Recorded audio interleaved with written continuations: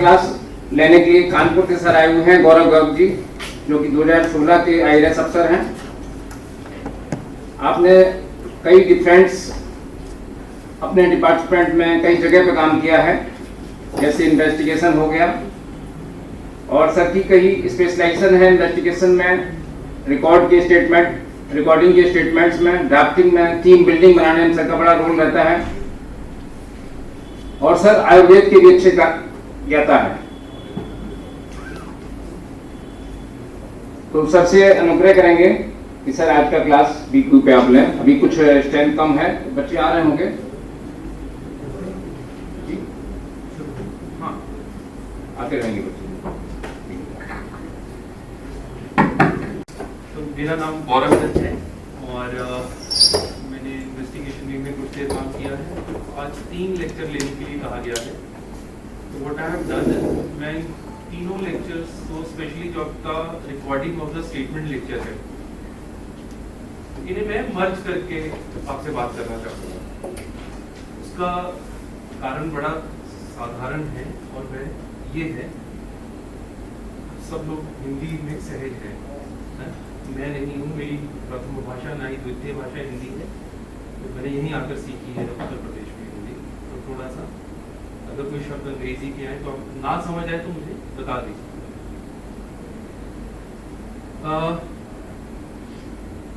मेरा फेवरेट काम है किसी का बयान लिखना, किसी का भी बयान लिखना। लगभग 150 लोगों से ज्यादा के बयान मैंने खुद लिखे हैं। और तो आपको एक छोटा सा बैकग्राउंड दे रहा हूँ। ये बयान वाली बात पहले इसलिए उठा रहा हूँ PVPT एक्ट से, क्योंकि मैं दोनों चीजों को मर्ज करके बात करूंगा। चलो let's start with PVPT act only. आप में से कोई ऐसा व्यक्ति है जो इस एक्ट की का पूरा नाम बता सकता है? थोड़ा इंटरेक्टिव रखेंगे, बातचीत ज्यादा करता हूँ।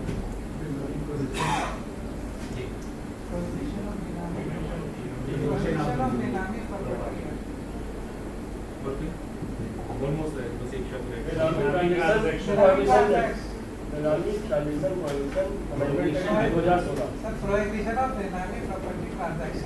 The Prohibition of Benami Property Transactions Act। अब सवाल ये है कि ये ऑलमोस्ट एक क्रिमिनल ऑफेंस है, तो हम इनकम टैक्स वाले हमें क्यों दे दिया है? क्या लगता है, क्या होता क्या इस एक्ट की, आपकी क्या धारणा है, क्या आप समझते हैं इस एक्ट में है क्या?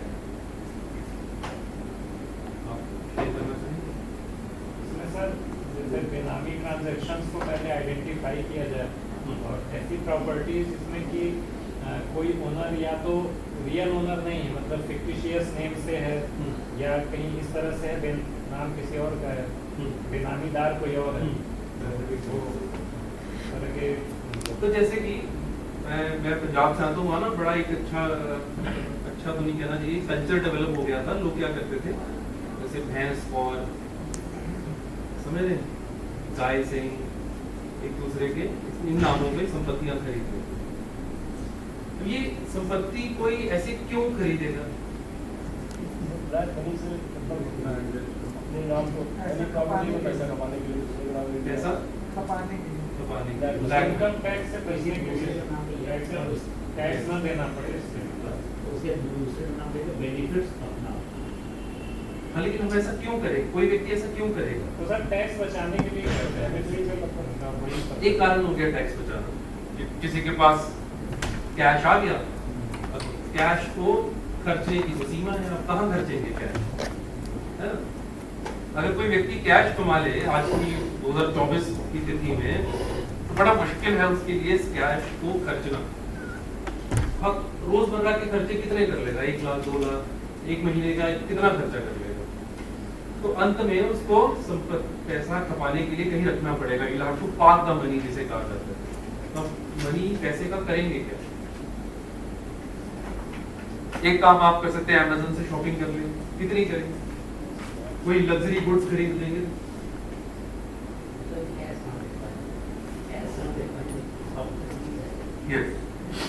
तो फिर करेंगे क्या? कैश का सवाल तो ये सोना खरीदा जा सकता है, इसीलिए आप देखेंगे कितने सारे ज्वेलर्स में बहुत सारे ट्रांजैक्शन होते हैं, क्योंकि वो कैश में बेचते हैं। तो सवाल ये भी खड़ा होता है कि फिर कैश कॉपी करे क्या। इसके लिए हमारे देश में एक बहुत बड़ा गड्ढा बना, जिसको कहते हैं प्रॉपर्टी, स्पेशली इमूवेबल प्रॉपर्टी। तो हम किसी ने पैसा कमाया, क्योंकि अगर लखनऊ में आज की तिथि में सरकारी संपत्ति को छोड़ के किसी भी प्राइवेट व्यक्ति से आप प्रॉपर्टी खरीदें तो कैश कंपोनेंट क्या उसमें होगा? प्रैक्टिकली आप प्रॉपर्टी खरीदने जाएं तो बिना कैश के प्राइवेट प्रॉपर्टी को खरीदना मेरी समझ में आज की तिथि में लखनऊ या देश के शायद किसी भी शहर में मुश्किल है। ऐसा नहीं कि लोग नहीं चाहते बिना कैश के खरीदना, ऐसे लोग हैं, लेकिन ऐसे लोगों की संख्या भी बहुत अधिक नहीं। सरकारी प्रॉपर्टी आप प्योरली अपने बैंक अकाउंट से खरीद सकते हैं। तो लेकिन अब फिर एक समस्या खड़ी हो गई, बीच में सरकार ने बिठा दिया आयकर विभाग को। अब जैसे ही कैश प्रॉपर्टी खरीदेंगे तो सरकारी विभाग आपके पास नोटिस भेजने शुरू कर देगा। मुतायद अगर हो जाए तो आपको बुलाएगा। ऐसे होता है। पहला स्टेप है, हम आपको नोटिस भेजते हैं कि आपने ये संपत्ति खरीदी। आप सभी लोग मेरे से लगभग उम्र में बड़े हैं, आपके पास मेरे से अधिक एक्सपीरियंस है, तो मेरे कुछ क्वेश्चन आपको बड़े ऑब्वियस से लगेंगे, हाँ इसमें क्या है। लेकिन मेरे को ऐसा लगता है कि ऑब्वियस चीजों में ही इनकम टैक्स की इन्वेस्टिगेशन छुपी हुई, जो सामने दिख रहा है, things are hiding in plain sight, सामने ही है लेकिन दिखाई नहीं देती, अचानक से एकदम चीज दिखाई देने लगती। तो मेरा जो ये प्रेजेंटेशन आपके पास आपके सामने रहेगा पीबीपीटी एक्ट का, हम बिल्कुल प्रैक्टिकल इम्प्लीमेंटेशन इसकी देखना चाह रहे हैं कि कानून तो आप भी पढ़ लेंगे, सब लोग आप पढ़े लिखे समझदार हैं। तो हम इस प्रैक्टिकल एप्लीकेशन के रास्ते पे चलते हुए थोड़ा थोड़ा एक्ट को समझेंगे। मैं बहुत टेक्निकली नहीं शेयर करना चाह रहा हूँ, दैट इज वेरी इजी। अंग्रेजी है, एक्ट है, हिंदी में भी है, आप समझ सकते हैं, लेकिन स्टिल मैं एक्ट को बार बार रेफर करूंगा। अब सवाल ये है हमारा चल रहा था कि इनकम टैक्स बीच में आएगा, उसको नोटिस भेजेगा, दूसरा स्टेप होगा उसको बुलाएगा कि भाई आओ। और जो ये हम बातें कर रहे हैं ये इन्वेस्टिगेशन के पर्पस से जुड़ी हुई है। अब I think everyone is an ITO है, तो बीइंग आईटीओ तो आपके सामने ये सिचुएशन अक्सर आएगी और अथॉरिटेटिवली आएगी और आपके सिग्नेचर के अंदर आएगी। ऐसा तब होगा जब आप किसी भी सर्च एक्शन में जाएंगे 132 में, और ऐसा तब भी होगा जब आप आईटीओ एडमिनिस्ट्रेटर लगते हो। आप में से कोई जानता है आईटीओ एडमिनिस्ट्रेटर क्या है, ये पोस्ट के बारे में? सर बेनामी में जो एडमिनिस्ट्रेटर है वो उसमें 4 अथॉरिटीज सर दी गई हैं, उसमें से जो एक एडमिनिस्ट्रेटर है उसकी बात जी, उसमें सर वो कब्जा लेना होता है प्रॉपर्टी पे। यस, बिल्कुल। तो एडमिनिस्ट्रेटर का काम है जो संपत्तियां बेनामी कानून को तोड़ने पर आपकी संपत्ति ले ली जाती है और उस संपत्ति को संभाल के रखना आईटीओ एडमिनिस्ट्रेटर का काम है। पहला देखिए तो एक काम वो तभी संपत्ति को संभाल पाएगा जब उसे ये मालूम होगा कि संपत्ति को किस तरीके से और क्यों जब्त किया गया।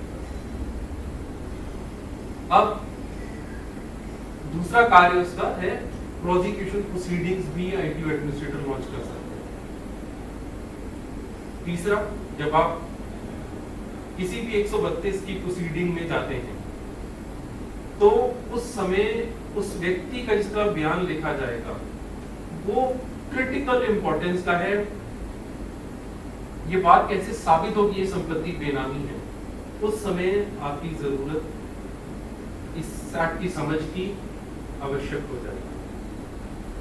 नाउ कमिंग बैक,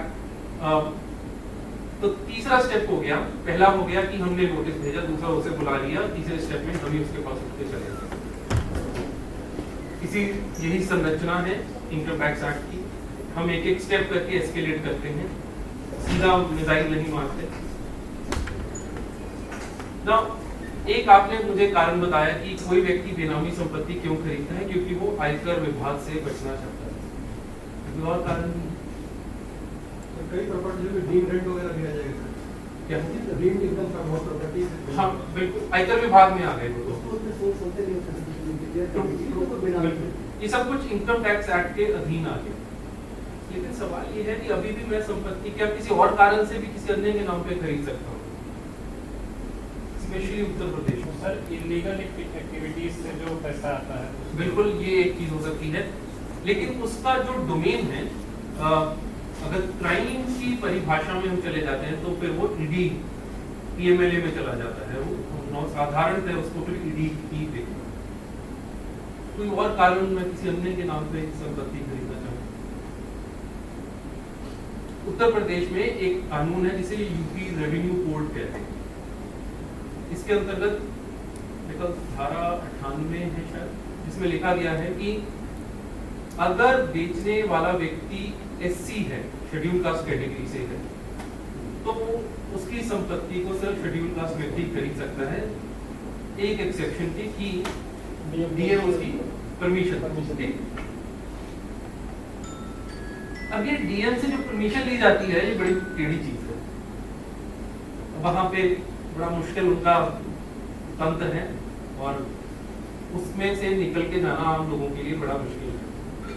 लेकिन ये एक सामाजिक न्याय विधि है यूपी रेवेन्यू को, सोशल जस्टिस के लिए।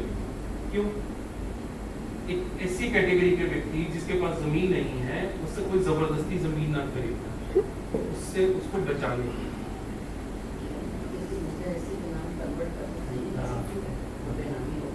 हाँ, तो वो बेनामी है, बिल्कुल। तो दूसरा कारण बेनामी संपत्ति का हो गया हमारे पास, आयकर अधिनियम के बाहर जाके हम यूपी रेवेन्यू कोड की भी जब बात करते हैं, उससे बचने के लिए। अब इसके बहुत सारे कारण हैं। तो ऐसी लुक्रेटिव बहुत ज्यादा है। और एक और समस्या है, वो बेचारा पहले ही दबा कुचला है, गरीब है, उसको और एक आदमी आके दबाता है, वो कह नहीं पाता उसको पैसे की जरूरत है, वो 5 लाख रुपए दे के 50 लाख की जमीन ले लेता है उसको। इसे बिल्कुल। तो एक दूसरा कारण साधारणतः देखने पर आया वो ये है। कोई तीसरा कारण सोच सकता है क्या कि आप संपत्ति किसी अन्य के नाम पे क्यों खरीदे?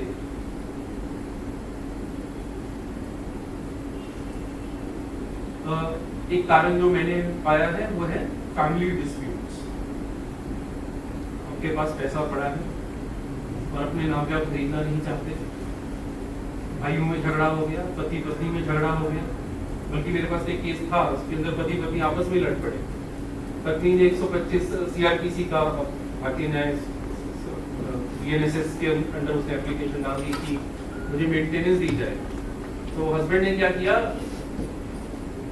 पत्नी को पैसा ना देना पड़े उससे बचने के लिए एक लॉकर किराए पर लिया किसी अन्य के नाम पे, अपने ड्राइवर के नाम, और पूरे परिवार का सोना उसमें जाके लाके रख दिया अपने बैंक लॉकर से निकाल, ताकि किसी को पता ना लगे और नहीं तो पत्नी को उसको देना पड़े।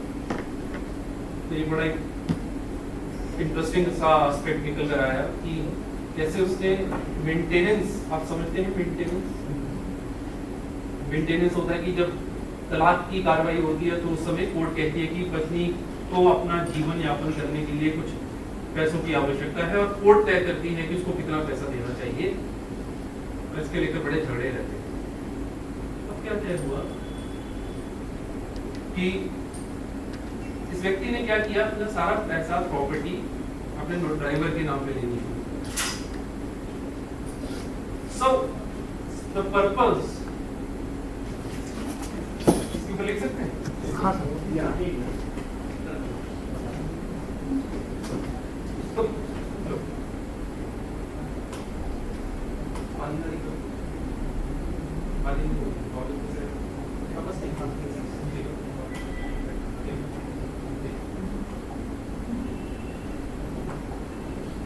सो पहली चीज है वाई, कानून को समझने के लिए। आयकर अधिनियम से एक तो वह व्यक्ति बचना चाहता है जो आयकर नहीं देना चाहता। क्या कोई और भी व्यक्ति है?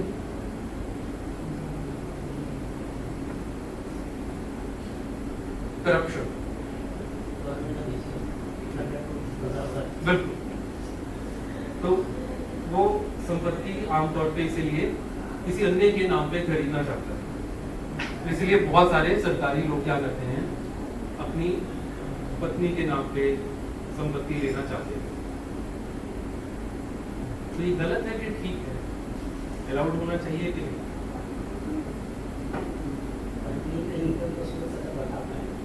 यस, यस, बेहतरीन बेहतरीन बेहतरीन।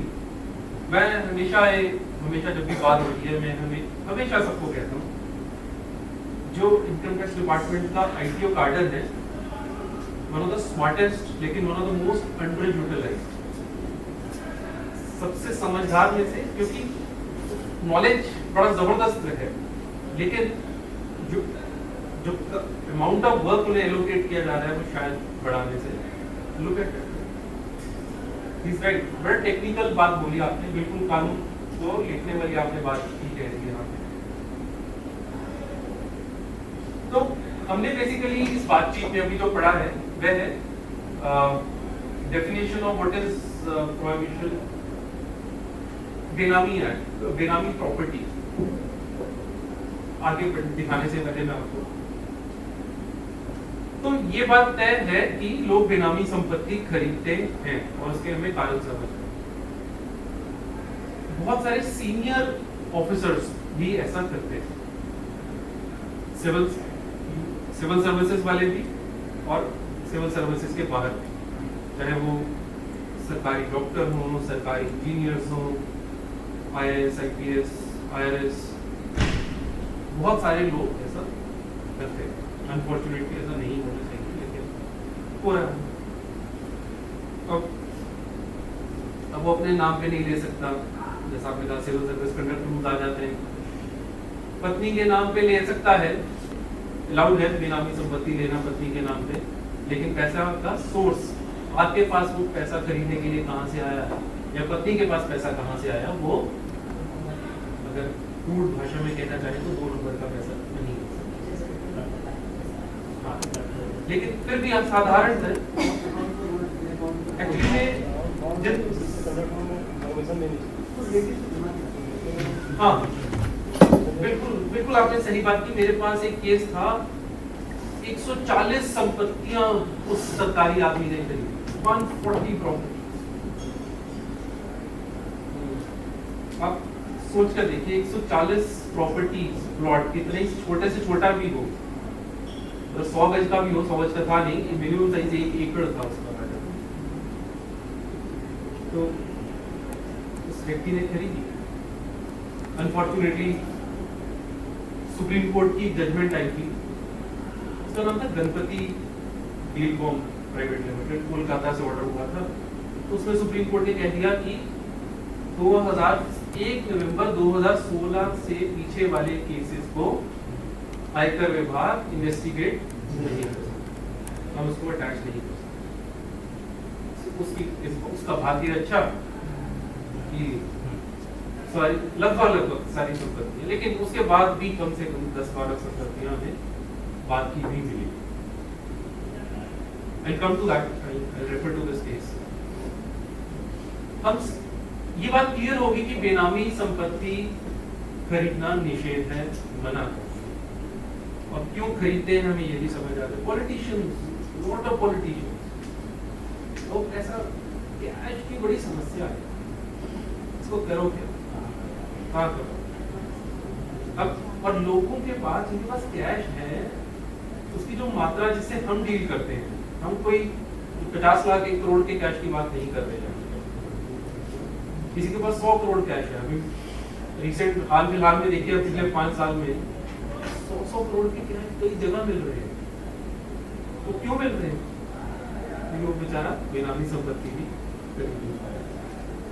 अब बेनामी संपत्ति तो कानून में पत्नी के नाम पे खरीदो तो बेनामी संपत्ति में नहीं है, अगर सोर्स डिफाइंड है। अगर मान लीजिए सोर्स डिफाइंड भी हो और संपत्ति में अपने पिताजी के नाम पर खरीद ली, क्या ये बेनामी होगी?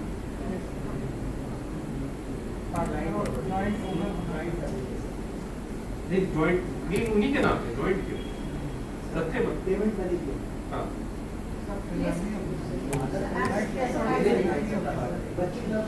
ये सब बेनामी है।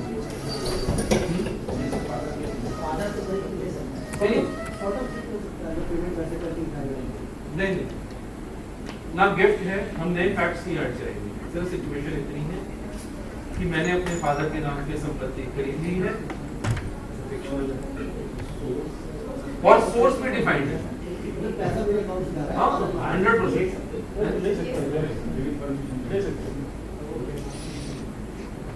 अलाउड है। अच्छा चलो एक और सिचुएशन से आई आंसर, मैं आपको जवाब दूंगा। मेरा कोई रिश्तेदार मान लीजिए विदेश गया, उसे मैंने बोला कि भाई आईफोन यूएसए में सस्ते में, आते हुए मेरे लिए लिया, ऑब्वियसली बिल उसके नाम पे ही कटेगा जब वहां से लाएगा वो, तो ये बेनामी है।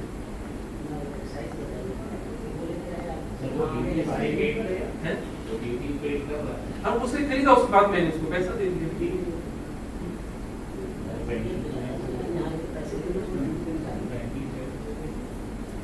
आप बताइए क्या लगता है?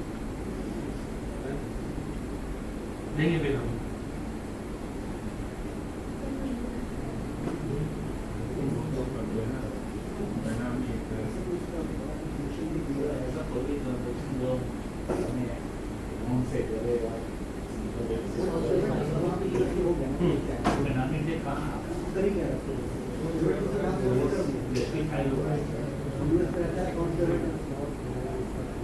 प्राइमा फैसा है, आप जो बात कह रहे हैं जस्टिफाइड लगता है। 15-20 की उससे क्या फर्क है? 1 और 15 में क्या फर्क है? अरे आईफोन गोल्ड लिया है 19 लाख का आता है। आईफोन गोल्ड जो है 19 लाख का फोन वो लिया है, हम उसकी बात कर लेते हैं। एक लिया है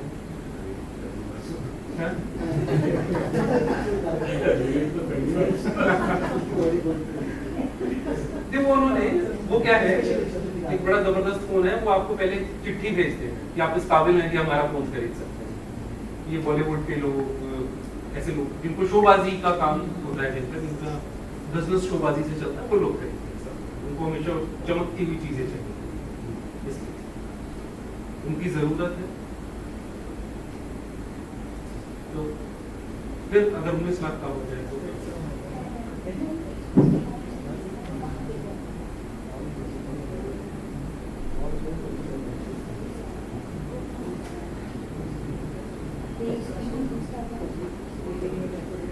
मैं इसका भी आपको जवाब दूंगा।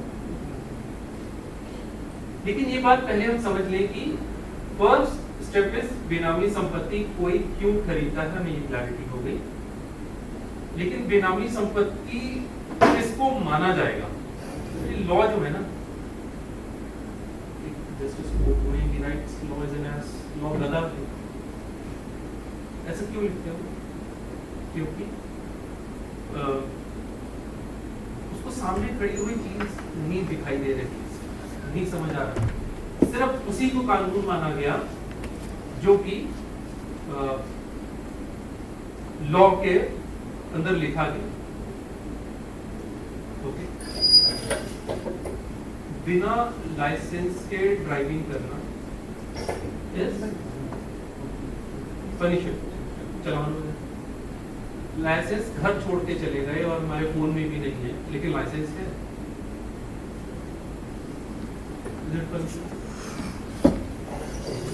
उसके अन्याय संगत सा महसूस होता है कि भाई मेरे घर पे रखा हुआ है, मैंने लेकर भूल गया घर पे, जल्दबाजी में हो जाता है।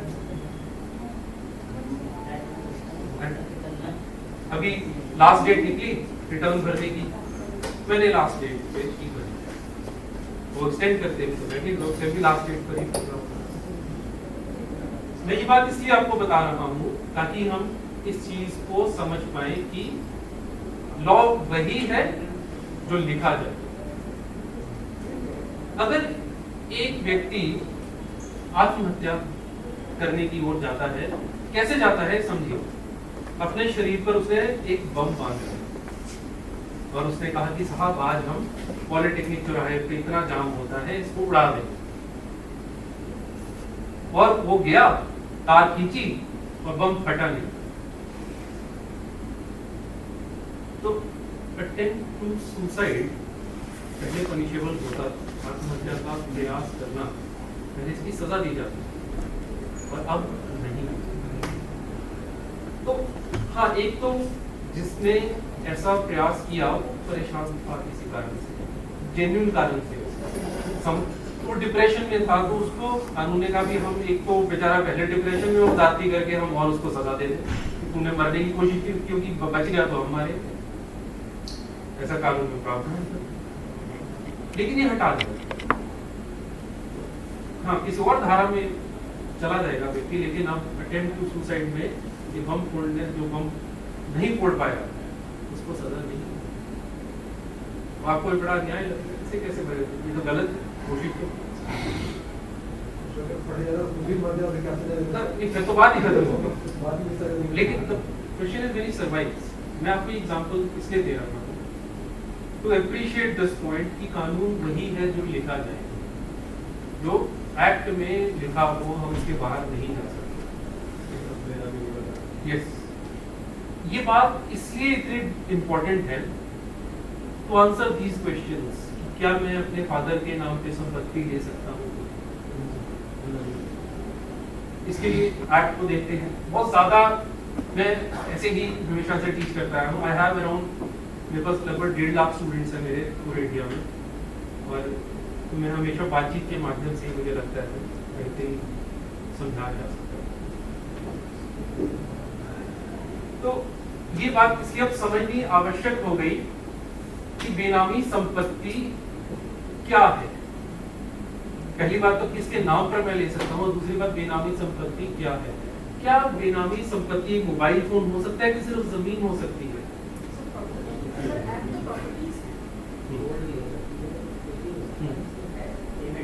तो इसके लिए उसको थोड़ा सजाकर अंग्रेजी भाषा में मूवेबल प्रॉपर्टी और इमूवेबल का, यानी कि ये कोई भी संपत्ति हो सकती है। लेकिन साधारणतः आप जिन केसेस से डील करेंगे वह जमीन पे भी जुड़े हुए केसेस होंगे। ऐसा क्यों? क्योंकि जमीन ही एक वो बेटा है जिसमें पैसा अनंत रूप में, या फिर जिसके अंदर डाटा नहीं पकड़ सकता।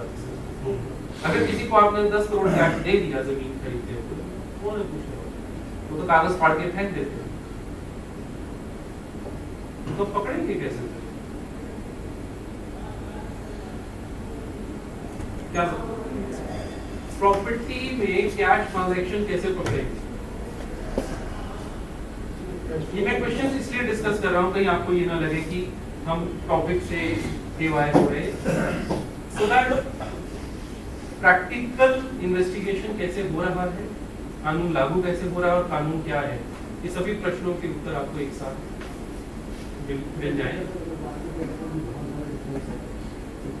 वो तो एक आपकी नॉलेज हो गई, यस दैट इज वन। लेकिन इस आधार पे आप पकड़ नहीं सकते, इस आधार पे आप उनके पास जा सकते हैं कि भाई बताइए ऐसे कैसे। लेकिन वहां जाके ऐसा क्या होता है, 132 में जब आप किसी के घर पे जाते हैं, उसके घर में ऐसा क्या मिलता है जिससे ये पता लगता है व्यक्ति ने कैश भी दिया है संपत्ति खरीदने। क्या जी? डायरी मिल जाती है प्रॉपर्टी के पेपर्स।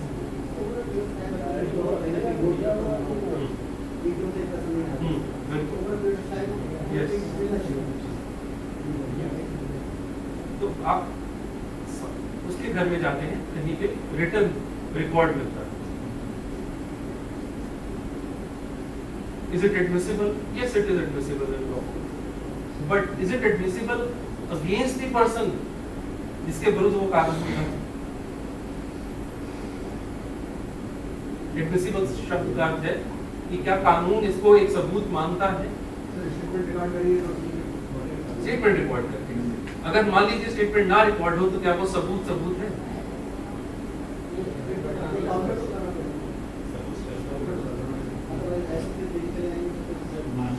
किसी भी घर में आप जब घुसते हैं वहां पर आपको कोई भी चीज मिलती है वह सबूत तो है, लेकिन कानून उसको सबूत मानता है कि नहीं, ये प्रश्न अलग है। इसके लिए बड़ा फेमस केस हुआ था जैन हवाला डायरी केस, अडवाणी जी वाला ये केस है। इस केस में किसी व्यक्ति ने अपने घर पे अडवाणी जी का नाम लिख के रखा हुआ था कि जी ये साफ पैसा ट्रांजेक्शन उनसे जुड़ा है। कोर्ट ने कहा कि ऐसे तो कल मेरा भी कोई नाम लिख के बैठ जाएगा अपने घर में और क्या हम मान लेंगे? नहीं, उसका कारण है, उसका असेसमेंट को दिया जा रहा है। It is good enough basis to open assessment, but is it, क्या ये पर्याप्त है ये बात साबित करने के लिए कि वाकई ही इनकम उसकी थी? नहीं। तो यस, बोलने के लिए तो हमारे पास कारण आ गया, लेकिन इस क्या उसके पास अधिक इनकम थी जो कि उसने नहीं दिखाई? वो तो हमें वो डिनाई करेगा, स्वाभाविक है, लेकिन उसे साबित करना ही हमारा रोल शुरू होता है जब से। तो आमतौर पे आप कहीं भी जाएंगे ऐसे सबूतों को हमेशा कॉरोबोरेट करना पड़ेगा स्टेटमेंट के साथ। बहुत सारे लोगों को ये जैन वाला डायरी केस के बारे में नहीं मालूम, पढ़ते नहीं इसलिए नहीं। लेकिन जैसा मैंने पहले भी कहा, कानून एक गधा है। उसने बड़ी एक इंटरेस्टिंग चीज लिख डाली, उसको कहा गया इग्नोरेंशियल यूज नॉट एक्सक्यूज। कानून के बारे में ना पता होना वैध दलील नहीं। आपके साथ मेरे को नहीं मालूम, कल आप किसी को छुरा मार के कहेंगे भाई मुझे नहीं मालूम था कि इस देश में छुरा मारना अपराध है, इसलिए मान लिया गया कि सबको कानून मालूम। तो इसलिए उस व्यक्ति को मान लिया गया, मालूम था जैन वाला डायरी केस, उसको मालूम था, लेकिन फिर भी उसने अपने बयान में कहा कि नहीं साहब गलती तो हुई। लेकिन वो बयान में ऐसी बात क्यों बोलेगा? अपने ही विरुद्ध बोल देगा कोई? क्या लग रहा है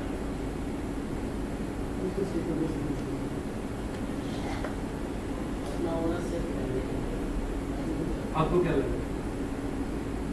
बयान लिखना एक कला है, और अगर आप इस कला को सीख जाएंगे तो आप, ऐसा संसार में व्यक्ति नहीं हुआ जिसके मुंह से सच ना निकल पाता,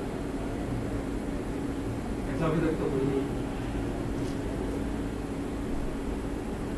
सब बोल जाता, ऐसा कोई नहीं। कोई ऐसा इनकम टैक्स इवेडर, कोई ऐसा मर्डरर, कोई ऐसा टेररिस्ट नहीं हुआ जो अपनी बात सत्य ना करे। ये निर्भर करता है सवाल पूछने वाले।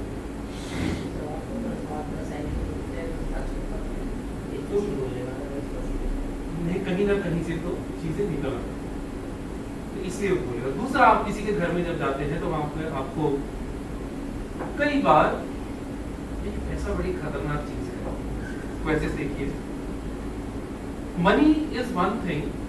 जब एलईडी में गए थे वहां ट्रेनिंग में, उन्होंने एक बात बोली थी मेरे मन में रह गई कि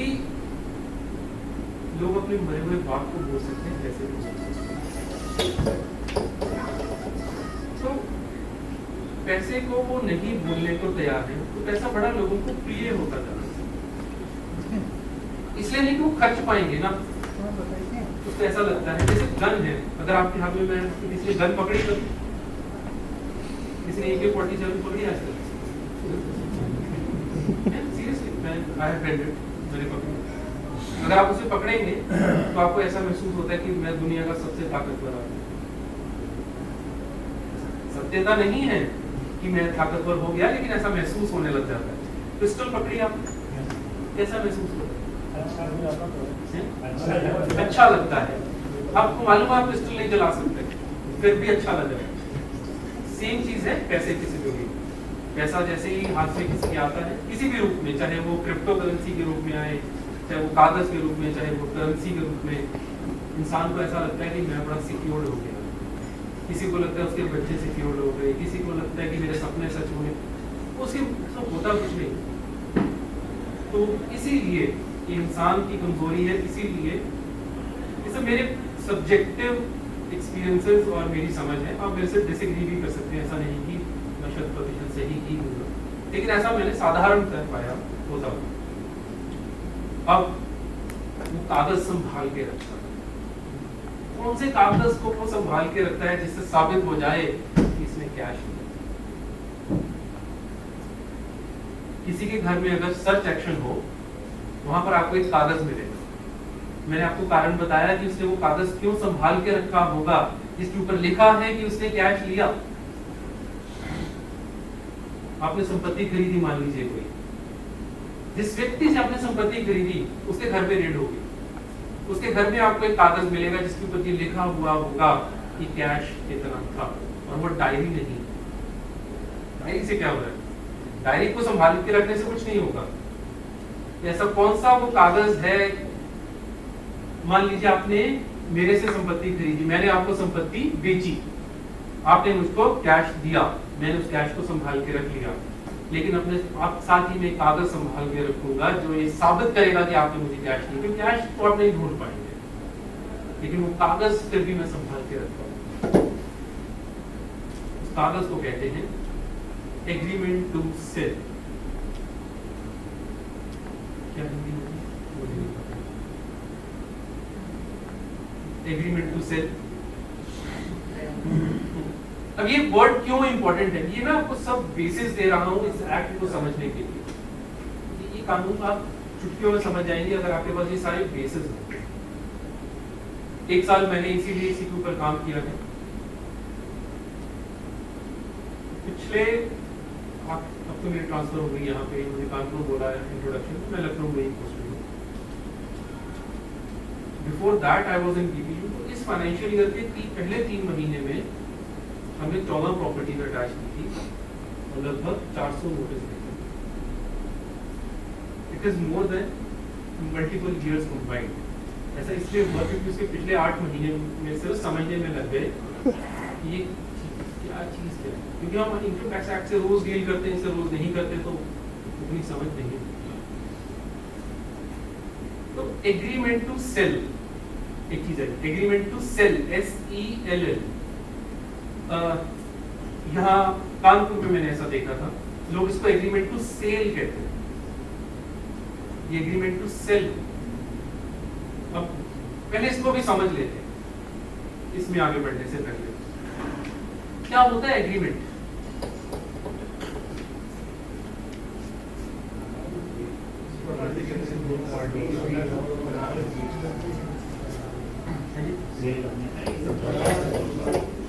करार, करारनामा होता है, मतलब हम दोनों एक पार्ट में सहमत हो गए उन शर्तों का सर वो पालन करेगा तो दूसरे को नहीं बेचेगा। यस यस बिल्कुल। और कोई भी गैर कानूनी काम नहीं होगा, ऐसा भी।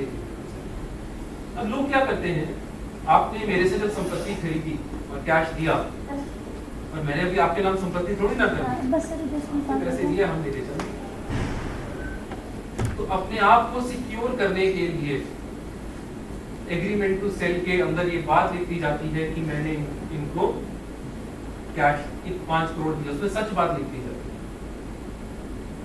है। एग्रीमेंट और कॉन्ट्रैक्ट में डिफरेंस मालूम है?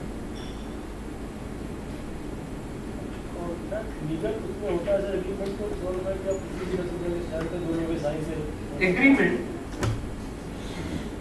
any agreement which is enforceable by law is called contract. Section 290 contract.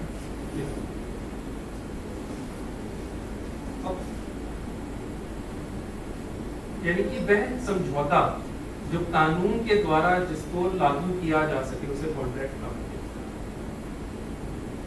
अब यहाँ पर एक डेलिकेट बात आ जाती है। एग्रीमेंट में लिख दिया गया, लेकिन अभी वो तो 2 पार्टीज के बीच में वो लागू हो गया, लेकिन कानूनन अभी वो लागू नहीं हुआ। 2 पार्टीज के बीच में जब वो लागू हो गया तो ये दिखाता है कि उसने पैसा दिया हो या ना दिया हो, लेकिन इससे एक बात साबित होती है और वो ये है कि उसकी मंशा थी बेनामी संपत्ति।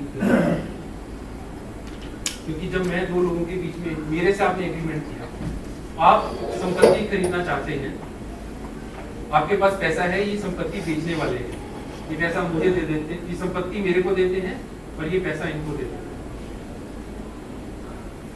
तो मेरे और इनके बीच में जब एग्रीमेंट हुआ, ये इस बात का सबूत है कि संपत्ति खरीदने की मंशा, पैसा कहां से आया कहां से नहीं आया, ये तो बात की बात, अगर ना भी समझ आई तो इससे क्लियर हो जाएगा।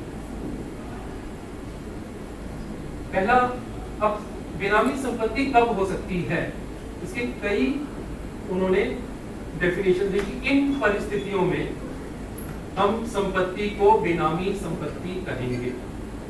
पहली है, when a property is transferred to or held by a person, the consideration of the property is held by another person. जो उनका नाम है हृदय जी ने संपत्ति खरीदी थी, बड़ा इनके पास धनवान है, और संजय जी संपत्ति बेचने वाले हैं। और बाहर जो मेरे साथ आज ड्राइवर आया है वो बड़े अच्छे से हृदय जी अपने नाम पे संपत्ति आप खरीद पाएंगे 10 करोड़ की from the non sources of income, नहीं खरीदी जा सकती। अधिक आप डिक्लेयर नहीं कर सकते। क्यों? क्योंकि सर्विस कंडक्ट रूल्स हैं, प्रिवेंशन ऑफ करप्शन एक्ट है, 10 चीजें, आईपीसी है, अब बीएनएस है, तो नहीं कर सकते। तो इन्होंने संपत्ति खरीदी, तो इन्होंने ड्राइवर के नाम पे, लेकिन संपत्ति की रजिस्ट्री हुई ड्राइवर के नाम पे, पैसा दिया इन्होंने, पैसा संजय जी को हृदय जी ने दिया और ड्राइवर ने संपत्ति खरीद ली। ड्राइवर बेचारा मासूम गरीब आदमी, वो तो अपने 10,000 रुपए की तनख्वाह के लिए दौड़ रहा है, ये उससे जब मर्जी से संपत्ति ले सकती। ऐसी संपत्ति को बेनामी संपत्ति कहा गया। ये बिल्कुल बेसिक डेफिनेशन है, बहुत सारे केसेस आपके इसी डेफिनेशन में आते हैं। लेकिन अब एक सवाल खड़ा होता है,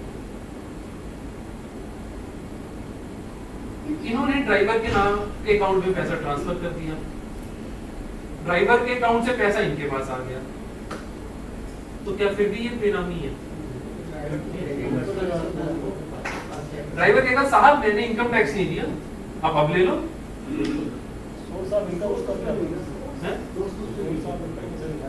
सोर्स शब्द ही नहीं आया, ट्रांजेक्शन हुआ, ड्राइवर कह रहा है कि साहब मेरे खाते से पैसा गया। कल इनका ड्राइवर था बड़ा तेज आदमी, ड्राइवर कहता है कि साहब मेरे खाते से पैसा गया है, अब मेरे को इनकम टैक्स चार्ज कर लो ना। हाँ नहीं दिया टैक्स मैंने, वेलकम टू। लेकिन इस केस में जब ड्राइवर कहता साहब मेरे को इनकम टैक्स एक्ट में पेनल्टी लगा दो और 68 में आ जाओ, 69 ABCD में आ जाओ, 115 में जो आप पेनल्टी लगा लो, अब इतना ही कर सकते हो ना, टैक्स ले लो मेरे से, क्या हो गया? तो फिर क्या आप कहेंगे? तो तब ये बेनामी है कि नहीं? टैक्स ले लीजिए, बट इज इट बेनामी?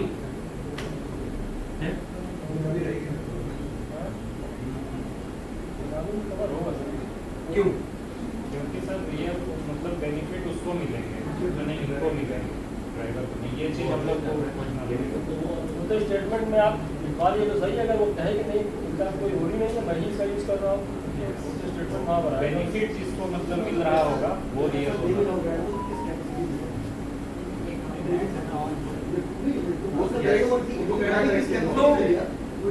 यस, तो इन्वेस्टिगेशन में एज ITO इन्वेस्टिगेशन, अगर आपके पास एक केस आता है, मेरे साथ यहाँ पर ITO साथ थे कानपुर में, मैं उन्हें हमेशा कहता था आप सर्च एक्शन करें। All ITO investigations must do search action, must, बहुत महत्वपूर्ण है। और सर्च आप करते हैं तो इन्वेस्टिगेशन करने के अंदर एक तरीका जो मैंने देखा, ड्राइवर के खाते में पैसा है, लेकिन ड्राइवर के पास कहां से आया? तो विदेशी के पास से आया। इनके पास कहां से आया? ये क्वेश्चन है। अगेन ऑब्वियसली एक्स्ट्रा कैश है, तभी तो ये खर्चेंगे, प्रॉपर्टी लेंगे, इन्होंने ली नहीं। Just an example. और अब सवाल तो मेरा ये है आप सभी से कि फिर आप साबित कैसे? मान लीजिए इन्होंने ड्राइवर के खाते में कैश डाल दिया, अब ये तो बिल्कुल बाहर हो गए, फिर क्या होगा? फिर क्या होगा? Then what? How will you establish it? साबित कैसे करेंगे? प्रॉपर्टी को एंजॉय कौन करता है? वहाँ पे decide Very nice, very nice. लेकिन ये साबित कैसे करेंगे? प्रॉपर्टी एंजॉय कौन करता है? कौन करेगा ये फिजिकल वेरिफिकेशन? अगर ड्राइवर ही एंजॉय कर रहा प्रॉपर्टी को तो क्या बनाएंगे?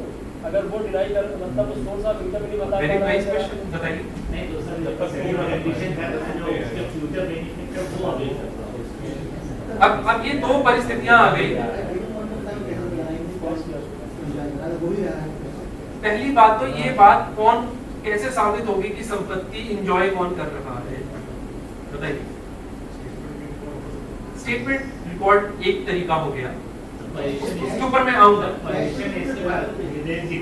नहीं पोजेशन, वो कह रहे पोजेशन हो, ड्राइवर वहां पर बैठ के उस प्रॉपर्टी में, इन्होंने ड्राइवर को रख दिया कि भाई इसकी रक्षा की सुरक्षा के लिए। स्टेटमेंट पर मैं आऊंगा। स्टेटमेंट इज अ टेक्निक, हो सकता है माने ही ना, ड्राइवर इनका ऐसा खतरनाक आदमी निकला, ऐसा लॉयल आदमी कि साहब आप जो मर्जी कह लीजिए, मुझे पता है, मैंने भी लेक्चर सुना था यूट्यूब पे, फिर क्या कहेंगे? बेनामी में कैसे लाएंगे? मेरे को तो बेनामी में उसको पकड़ना है। कैसे? कौन करेगा? Yes, the inspector is another very underutilised resource of the department. मेरे पास I have been blessed with some amazing ideas. मेरे इतनी जबरदस्त हमारी टीम थी। इंस्पेक्टर क्या करेंगे? लेकिन मौके पर जाएंगे, आसपास पूछेंगे और एक चीज लगाएंगे जिसको कहते हैं ITI रिपोर्ट। ITI रिपोर्ट के अंदर आसपास पता करेंगे। और क्या तरीका हो सकता है? इन्होंने घर खरीदा है, और कैसे करेंगे? रेकी तो इंस्पेक्टर कर रहे हैं। अगर कैमरा लगा होगा तो सीसीटीवी निकाल के सामने व्यक्ति बाहर आए तो बहुत बढ़िया, एक्सीलेंट। ये एक बहुत अच्छा तरीका होगा। और तो कहते हैं साहब मेरा ड्राइवर था, मैं मिलने आया, क्या हो गया?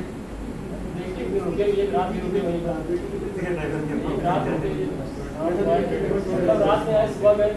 अब तो क्या हो गया? आप में मानवता नहीं है क्या? मेरा ड्राइवर है, मैं मिलना, मेरा अच्छा मित्र भी है।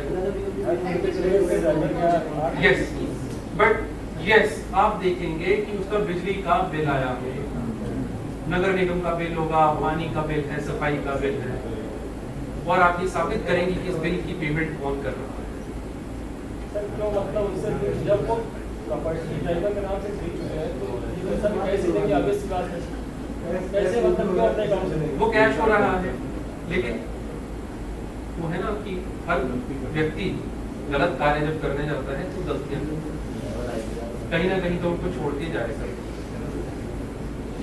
तो बिल कम करें, हम उसका बिजली का बिल देखेंगे, उसकी पेमेंट, और आप सही कह रहे हैं वो कैश हो रहा है, लेकिन हर इंसान इतना व्यस्त है, कहीं ना कहीं वो कभी ना कभी अरे छोड़ भाई इस महीने कर दे, चेक से कर दे, बैंक अकाउंट से कर दे, खुद नहीं कर रहा क्योंकि उसके नीचे भी 10 लोग।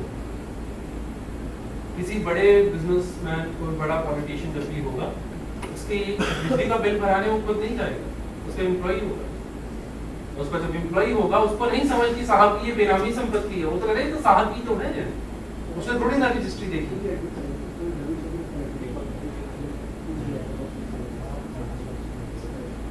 हाँ, आप ड्राइवर से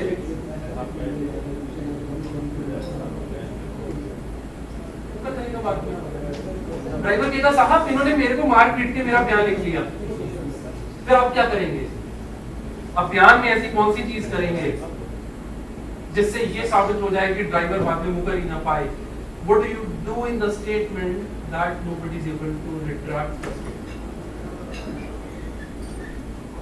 क्या ऐसा कुछ किया जा सकता है बयान में कि कोई रिट्रैक्शन ना कर पाए?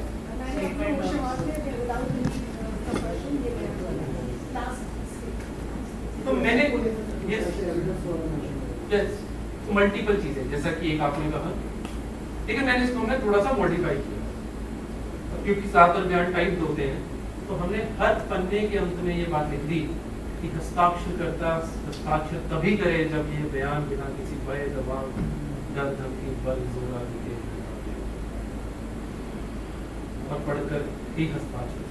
हमने हर पन्ने पर ये, हम इसको अगले कदम पर भी ले गए, हमने हर प्रश्न के उत्तर के बाद उसके साइन करवाए। एक केस था, बड़ा बहुत ही खतरनाक सा किस्म का केस था। उसके अंदर क्या हुआ, दोनों ने मेरी कंप्लेंट कर दी, जिसने कंप्लेंट की थी और जिसकी कंप्लेंट हुई थी, दोनों ने मेरी कंप्लेंट किया। जिसने कंप्लेंट की वो कह रहा है साहब ये इसके विरुद्ध जान के नहीं काम कर रहे हैं क्योंकि ये बड़ा आदमी है। जिसके विरुद्ध हुई थी उसने मेरी कंप्लेंट ये बात कैंसिल कर दी कि साहब जिसने कंप्लेंट की है वो भी एक ऑफिसर है, विभाग के लोग उसको जानते हैं, इसीलिए उसकी फेवर कर रहे हैं, मेरे विरुद्ध अधिक कार्रवाई हो। मरना तय। ऐसी परिस्थिति में only thing is you move on merit of the case, purely on merit, and this is what happened also. सब लेकिन आप उसको प्रायोरिटाइज करके जब उसमें चलते रहते हैं, कोई भी इन्वेस्टिगेटिव एजेंसी का ये साइड इफेक्ट होता है, यू विल फेस चैलेंजेस, लेकिन ये छोटे छोटे चैलेंजेस होते हैं, इनको बारे में ज्यादा सोचना है। तो हम बात कर रहे थे, सॉरी वी टॉकिंग अबाउट, हाँ, कि ड्राइवर को स्टेटमेंट की हम बात कर रहे हैं, और स्टेटमेंट में ऐसा क्या किया जाए। तो इस केस में, जिसकी मैं आपको एग्जांपल दे रहा था, मेरा it's not my case, somebody else's case, लेकिन चलता हुआ केस में मेरे पास आया था और हमने इसमें फिर स्टेटमेंट को इन कैमरा रिकॉर्ड किया। एकदम फिल्मी माहौल बना हुआ था ऑफिस में, जैसे फ्लैश लाइट डाल रहे थे, जैसे कैमरा वाला खड़ा था, वो साहब बैठा रोने लग गया क्योंकि कैमरा चल रहा था, तो लाइट से गर्मी भी बड़ी लग रही थी, तो गर्मी इतनी थी, मैंने कहा अच्छा, तो मैंने you have to be very smart with statement के अंदर जब भी आप बयान लिखें, उससे ये बात कम से कम बयान में 5 बार पूछिए, 4 बार पूछिए कि क्या आपकी सेहत ठीक है।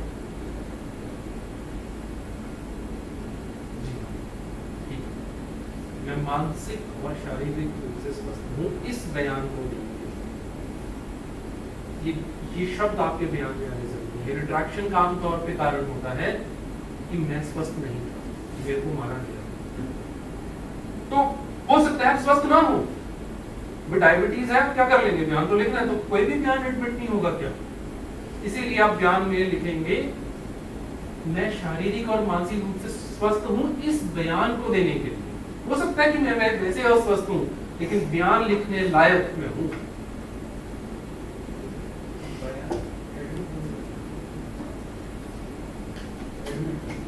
एडमिट होना क्या चीज?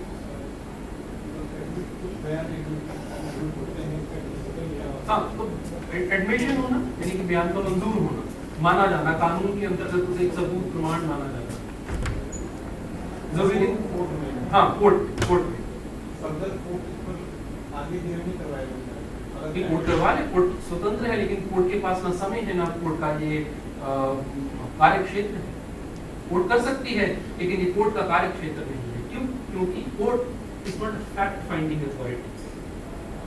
हमारे में और जुडिशरी में क्या फर्क है? किसी भी जुडिशरी के स्तर में आपसे लोअर जुडिशरी का तो हमारे से कोई ताल्लुक ही नहीं है। हमारे आयकर विभाग का लोअर जुडिशरी से कोई ताल्लुक नहीं, पुलिस की तरह नहीं है। पुलिस में क्या होता है, पर्चा दाखिल हुआ, आप कचहरी जाएंगे, जीएमआईसी के आगे प्रस्तुत होंगे। जुडिशियल मजिस्ट्रेट फर्स्ट क्लास के आगे या सीजीएम के आगे या चार्जशीट दाखिल हो। यहाँ पर जो हम किसी के ऊपर जब रेड करते हैं, सबसेक्शन करते हैं, उसके अंदर जो आपके ऊपर आरोप पत्र जो बनाया जाता है उसे हम अप्रेजल रिपोर्ट कहते हैं। पुलिस वाले उसको चार्जशीट कहते हैं, सीबीआई वाले उसे चार्जशीट कहते हैं। और उस आरोप पत्र के ऊपर फैसला कौन लेता है? डीसीआईटी सेंट्रल, आईटीओ सेंट्रल। और इसके विरुद्ध अपील होती है सीआईटी अपील के आगे और फिर ट्रिब्यूनल।